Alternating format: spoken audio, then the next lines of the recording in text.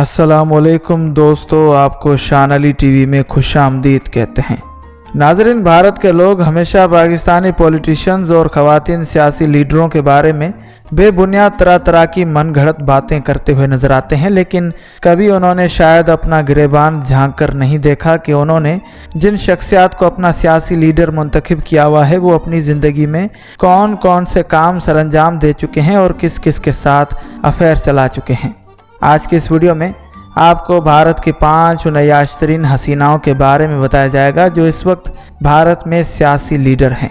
Video का आगाज़ करने से कबल आपसे एक छोटी सी दरख्वास्त है कि वीडियो को लाइक करने के साथ साथ ज़्यादा से ज़्यादा शेयर भी करें, और अगर आपने अभी तक हमारे चैनल को सब्सक्राइब नहीं किया तो अभी सब्सक्रिप्शन का बटन दबाकर हमें सब्सक्राइब कर लीजिए और मज़ीद मालूमात के लिए हमारी वेबसाइट shanalitv.com पर विज़िट कीजिए। नाजरीन, सबसे पहले बात करते हैं इंडियन कांग्रेस पार्टी की लीडर रमिया आका दिव्या के बारे में। 29 नवंबर 1982 को जन्म लेने वाली भारतीय सियासतदान रमिया आका दिव्या सिर्फ एक सियासतदान ही नहीं बल्कि एक मॉडल और अदाकारा भी रह चुकी हैं।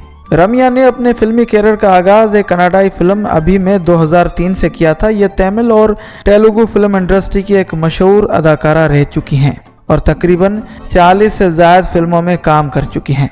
फिल्मों के बाद सन 2012 में इन्होंने अपने सियासी कैरियर का आगाज़ इंडियन कांग्रेस पार्टी से किया था और ये अभी इसी पार्टी की मेंबर हैं।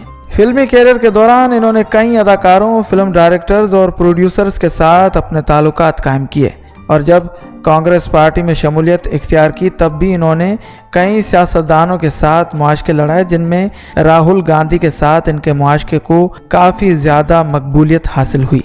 उसके बाद बात करते हैं 29 साल इंतहाई खूबसूरत भारतीय सियासतदान नुसरत जहां रूही के बारे में।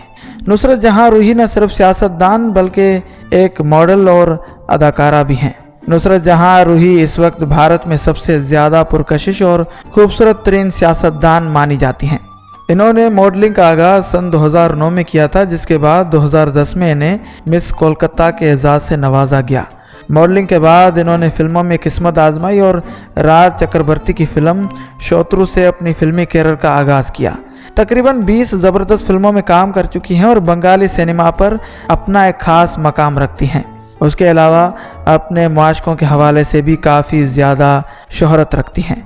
फिल्मों के बाद 2019 में इन्होंने सियासत में अपना कदम रखा और तृणमूल कांग्रेस पार्टी में शमूलियत इख्तियार कर ली और 2019 के इलेक्शन में कामयाबी हासिल कर ली।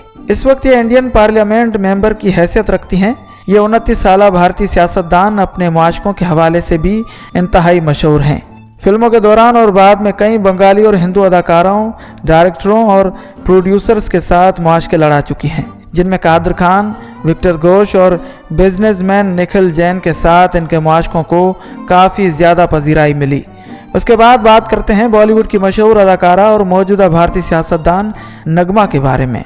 25 दिसंबर 1974 को जन्म लेने वाली 44 साल भारतीय सियासतदान तेलुगु, तमिल, हिंदी और कई ज़बानों की ज़बरदस्त फिल्मों में काम कर चुकी हैं और इस वक्त इंडियन कांग्रेस पार्टी की मेंबर हैं। 44 साल गैर शादीशुदा भारतीय सियासतदान नगमा अपने मुआशकों के हवाले से इंतहाई मशहूर हैं। फिल्मों के दौरान अदाकार आर शरत कुमार, क्रिकेटर सौरव गांगुली और अदाकार रवि किशन के साथ इनके काफ़ी ज़्यादा गहरे ताल्लुकात रह चुके हैं और इस वक्त सियासत में आने के बाद भी इनके खुफिया तौर पर सियासतदानों के साथ ताल्लुकात के इंकशाफात सामने आए हैं। अब आपको बताते हैं बॉलीवुड की क्लियोपेत्रा और सियासतदान रेखा के बारे में। रेखा का नाम बहुत बड़ा नाम है। रेखा के नाम से कौन वाकिफ़ नहीं, लेकिन शायद आप इन साहिबा के बारे में ये नहीं जानते होंगे कि बॉलीवुड फिल्मों और सियासत के दौरान इनके दर्जनों अफराद के साथ ताल्लुकात रह चुके हैं। सबसे पहले सव्वाजीत, उसके बाद जितेंद्र, शत्रुघ्न सिन्हा, विनोद मेहरा, करण कुमार और अमिताभ बच्चन के साथ इनके स्कैंडल मंजरेआम पर आ चुके हैं। रेखा की पहली शादी विनोद मेहरा एक्टर के साथ हुई जो नाकाम रही। दूसरी शादी एक बड़े बिजनेसमैन मुकेश अग्रवाल से की। ये भी कुछ अरसा चली जबकि मुकेश ने खुदकुशी कर ली। 1996 में रेखा की जिनसी तालीम पर मुश्तमिल फिल्म कामासूत्रा रिलीज हुई। दर्जनों अफराद के साथ स्कैंडल मंजरेआम पर आने के बाद ये कहा जाता रहा कि रेखा एक शहवत परस्त, जिन्स ज़दा और दूसरी औरतों के शोहर छीनने वाली अदाकारा और सियासतदान हैं। इस वक्त ये आज़ाद उम्मीदवार के तौर पर सियासत में हैं। उसके बाद और सबसे आखिर में बात करेंगे जया प्रदा के बारे में। जया प्रदा का असल नाम ललिता रानी है। 3 अप्रैल 1962 को जन्म लेने वाली भारतीय खुबरू अदाकारा और सियासतदान ललिता रानी उर्फ जया प्रदा भी अपने मुआशकों के हवाले से किसी से कम नहीं है। 1974 में अपने फिल्मी कैरियर का आगाज किया और तकरीबन 180 से ज्यादा भारत की तमाम जबानों की फिल्मों में अदाकारी कर चुकी हैं।